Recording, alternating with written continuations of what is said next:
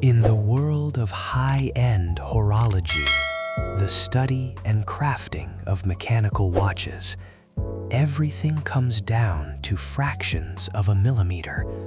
A single microscopic gear placed incorrectly can cause an entire masterpiece to stop ticking. I spend my life working with magnifying loupes, tweezers, and absolute precision. Because in my profession, if you don't pay attention to the smallest details, you lose everything. I just wish I had applied that same level of scrutiny to my marriage. My name is Julian. I'm 36 years old, and I am a master watchmaker and restorer. 5 years ago, I married Sophia. Sophia was a high-end luxury real estate agent. She was glamorous, outgoing, and lived her life trying to impress people who had more money than her. I made a good living, but I was a quiet craftsman. I didn't care about flashy cars or designer labels. The most valuable thing I owned wasn't bought, it was inherited. When my grandfather passed away, he left me a dusty wooden box. Inside was a beat-up, scratched stainless steel chronograph from the late 1960s. To the untrained eye, it looked like a piece of junk, but it was a vintage Rolex Daytona Paul Newman dial. In the world of watch collecting, it is the holy grail. Unrestored and in its original condition, it was easily worth $2.5 million. I kept it locked in a heavy floor safe in my workshop.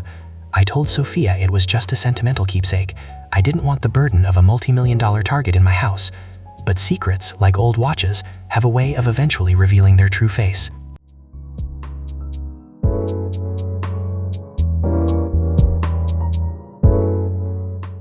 The rhythm of our marriage started to fail when Sophia landed a massive listing for a $15 million penthouse. The buyer was a man named Victor. Victor was a sleazy, 50-something international art dealer and luxury collector. He wore suits that were too tight and constantly bragged about his yacht in Monaco.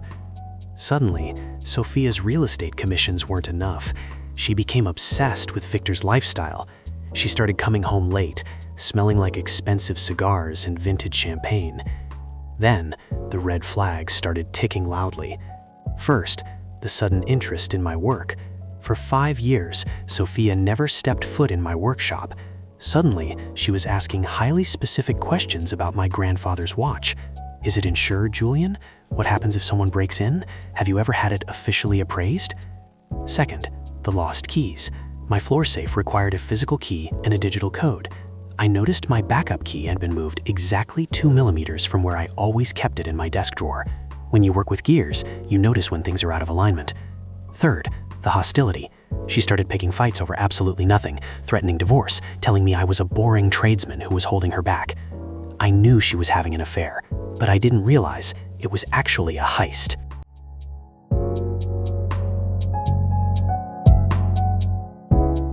I didn't hire a private investigator. I just looked at the logs on our home security system. One Tuesday, when I was outsourcing parts, the system registered that the floor safe had been opened. I checked the hidden camera I keep pointed at my workbench. The footage showed Sophia bringing Victor into my workshop. Victor put on a pair of white jeweler's gloves, pulled out my grandfather's watch, and examined it with his own loupe. I watched him mouth the words, "Holy Mother of God." I immediately went to Sophia's iPad, which she used for her real estate contracts, and opened her iMessages. The texts between her and Victor were a masterclass in grand larceny. Victor wrote, "It's a flawless Paul Newman Daytona. The tropical dial alone is worth a fortune. If we take it to the Phillips auction in Geneva next month, it will clear $2.5 million easily. We can split the cash and buy the villa in Tuscany." Sophia replied, "How do we get it? If I divorce him, He'll just say it's a premarital family heirloom and I get nothing. Victor's response made my blood run cold. We don't divorce him yet. We fake a break-in while he's out of town. We smash the back window, open the safe, and take it. He files an insurance claim, gets a payout, and we disappear with the real watch to Europe. He'll never know. I sat at my workbench, surrounded by the tools of my trade. My wife wasn't just leaving me for a richer man.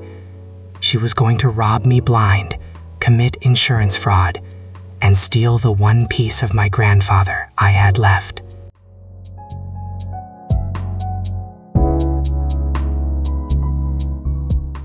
If a gear is broken, you don't smash the watch. You carefully extract the bad piece and replace it. I didn't call the police. The police wouldn't arrest them for a crime they hadn't committed yet. I needed them to commit the crime, fully and completely, while I held all the cards. Victor was a collector, but he wasn't a master watchmaker. He knew what the dial looked like, but he didn't know the microscopic signature of the internal movement. The next day, I took my grandfather's priceless watch and spent 6 hours meticulously disassembling it. I took the original dial, the hands, the bezel, and the legendary Valjoux 72 manual wind movement, and I placed them in a secure, climate-controlled vault at a private bank downtown.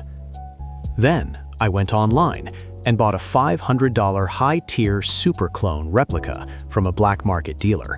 It was a good fake, enough to fool a real estate agent and a greedy art dealer in a dark room. I spent another 10 hours in my workshop using acid, UV light, and abrasive tools to artificially age the fake components. I placed the fake dial and movement inside the original scratched steel casing. I sealed it up, put it back in the dusty wooden box, and locked the safe. The bait was set. A week later, I told Sophia I was attending a 2-day horology convention in Chicago. She practically shoved me out the door, kissing me goodbye with a huge fake smile. I didn't go to Chicago. I drove to a hotel 3 towns over and waited. At 2 a.m. on Saturday, my phone buzzed. It was a frantic call from Sophia. "Julian, oh my God, Julian, come home. We've been robbed. Someone broke the back glass door. They opened your safe. The watch is gone." She was screaming, crying, perfectly rehearsed tears. I drove home and played the devastated, heartbroken husband. The police arrived. Sophia gave an Oscar-worthy performance, clutching her chest, talking about how traumatized she was. When the police asked me what was stolen, I gave them a very specific statement. "It was a sentimental watch for my grandfather," I told the officer, looking devastated. "But honestly, officer, I had it appraised years ago. It was just a replica, a fake. It's maybe worth $500. I just kept it for the memories." Sophia's eyes widened in panic. She immediately interrupted me. "No, officer, he's just in shock. It was a real vintage Rolex. It's worth millions. You have to write that in the report for the insurance." The officer looked at me. I shrugged. "Write whatever she wants, officer, but I am telling you, on the record, it was a fake. I will not be filing an insurance claim for millions of dollars." Sophia was furious, but she had the police report she needed to convince Victor it was a clean heist. 2 weeks later, she told me she needed some space to process the trauma of the break-in, packed her bags, and flew to Switzerland.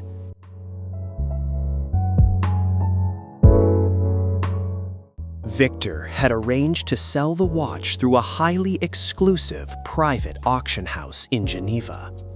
What Victor didn't know is that auction houses of that caliber do not just take your word for it. They employ the best authenticators in the world, and they have a direct hotline to Interpol for stolen antiquities. I tracked the auction date through a contact I had in the industry.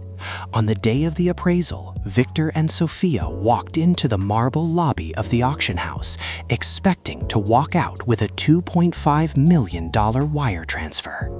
The head authenticator took the watch into the back room. He opened the case back. It took him exactly 4 seconds to see the cheap, mass-produced Chinese movement ticking inside. He didn't come back out with a check. He came back out with the Swiss police. Victor was immediately detained for attempting to auction fraudulent counterfeit luxury goods, a massive financial crime in Switzerland.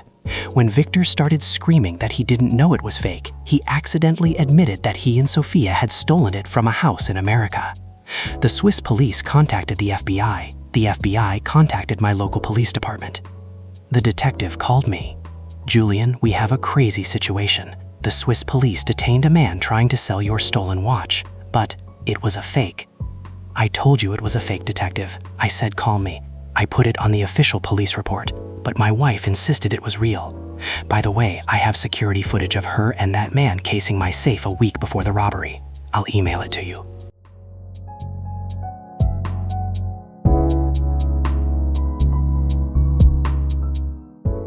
The entire conspiracy collapsed with the precision of a Swiss timepiece. Victor was charged with international fraud and smuggling counterfeit goods. His reputation in the art world was completely obliterated. His assets were frozen by European authorities, and he was facing years in a Swiss prison. Sophia was extradited back to the United States because she had actively conspired to fake a burglary, file a false police report, and cross international borders with what she believed was $2.5 million in stolen property. She was charged with multiple felonies. She tried to turn on Victor. Victor tried to turn on her. During the criminal trial, she looked at me from the defendant's table, her face pale, wearing a standard issue jumpsuit instead of her designer clothes. "You knew!" she screamed across the courtroom. "You switched it!" I just smiled and tapped my wrist, looking at my own watch. Time was up. Because I had formally stated on the police report that the stolen item was a $500 replica, I was completely cleared of any insurance fraud.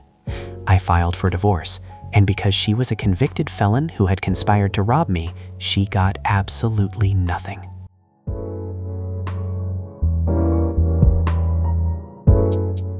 It's been 3 years since that auction in Geneva.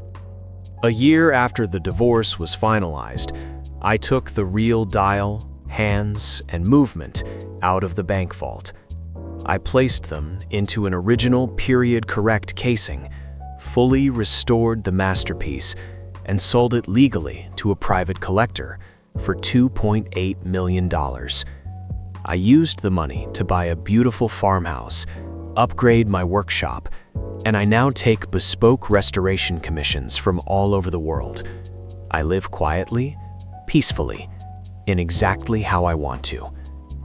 Last I heard, Sophia is serving 5 years in a state penitentiary for conspiracy and grand larceny. She spends her days doing laundry in the prison facility, a far cry from the villa in Tuscany she thought she was getting. If there is a lesson to be learned here, it's this: greed blinds people to the details. If someone is trying to dismantle your life for their own gain, don't panic. Let them think they've outsmarted you.